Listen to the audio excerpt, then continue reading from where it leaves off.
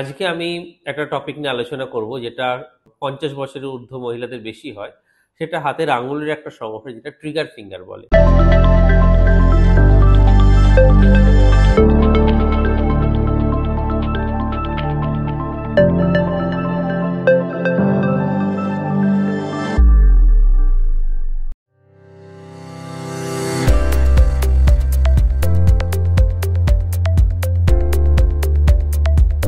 Hello and welcome. আমি physiotherapist Aditya Kumar Pal. আজকে আমি একটা টপিক নিয়ে আলোচনা করব যেটা 50 বছরের ঊর্ধ্ব মহিলাদের বেশি হয়।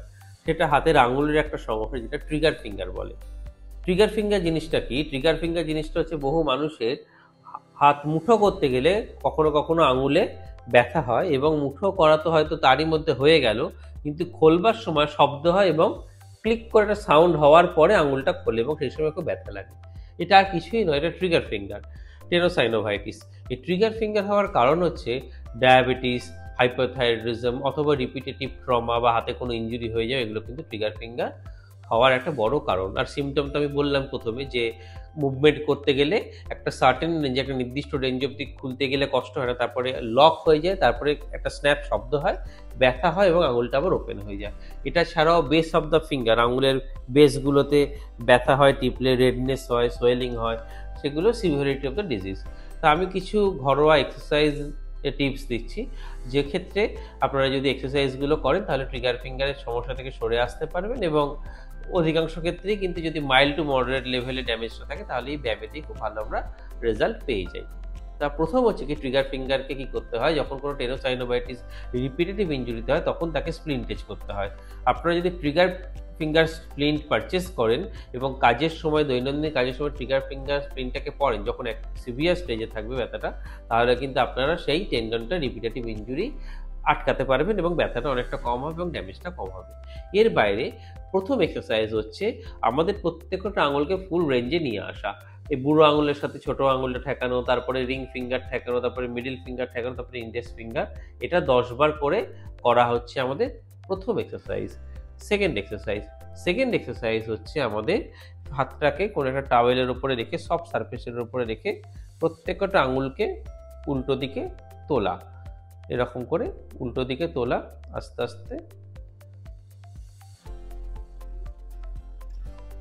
তোলা। এবং আরেকটা জায়গা যেখানে আমি একবার আমাদের ট্যাবে দেখিয়ে দিই, যেহেতু এই বেস অফ দ্য ফিঙ্গারে ব্যথাটা হয়, এটা আমাদের বুড়ো আঙুল হাতের ইন্ডেক্স, এটা হচ্ছে মিডল ফিঙ্গার, রিং ফিঙ্গারে যেহেতু বেস অফ দ্য ফিঙ্গারে হয় ব্যথাটা, এই যখন বেসে, সেক্ষেত্রে কি হয়, আমাদের যে জায়গাটায় নোডিউলস হয়েছে, সোয়েলিংটা আছে, সেখানে আমরা যদি ধীরে ধীরে ক্লকওয়াইজ মাসাজ করি ব্যথার জায়গাটাতে, অবশ্যই পেন পারমিটিং লেভেলে, অর্থাৎ যেন খুব বিরাট কষ্ট না হয়, ধীরে ধীরে ক্লকওয়াইজ প্যাটার্ন আমরা মাসাজ করি, তাহলেও কিন্তু আমরা বেশ খানিকটা আরাম পাবো। এই কটা চলে গেল মাসাজ এবং অ্যাক্টিভ এক্সারসাইজেস। এর বাইরে আমাদের কিন্তু এবার ধাপে ধাপে যখন ব্যথা কমার পরে স্ট্রেনথেনিং এক্সারসাইজে ঢুকতে হবে।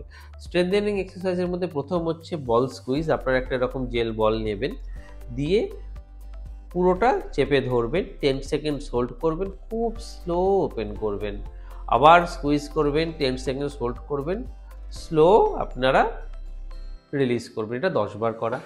সেকেন্ড হচ্ছে, আগে আমি যে আঙুলটা তোলা দেখালাম প্লেন, সেইটা আঙুল তোলার সময়তে একটু করে করে রেজিস্ট দেওয়া উল্টো হাতের আঙুল দিয়ে।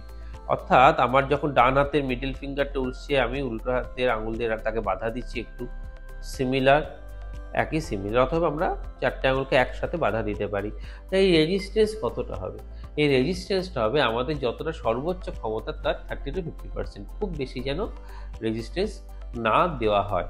এটা হচ্ছে আমাদের স্ট্রেনথেনিং ফেজের একটা এক্সারসাইজেস। এবং শেষ দুটি এক্সারসাইজ দেখাচ্ছি, তার মধ্যে একটা হচ্ছে টাওয়েলটি, যেটা আমি রেখেছি এখানে, সেই টাওয়েলটাকে এরকম একটা টাওয়েলকে স্কুইজ করা করে ছোট করে গোটানো, আস্তে করে চেপে ধরা, ওপেন করা, আবার চেপে ধরে আস্তে আস্তে খুলে দেওয়া।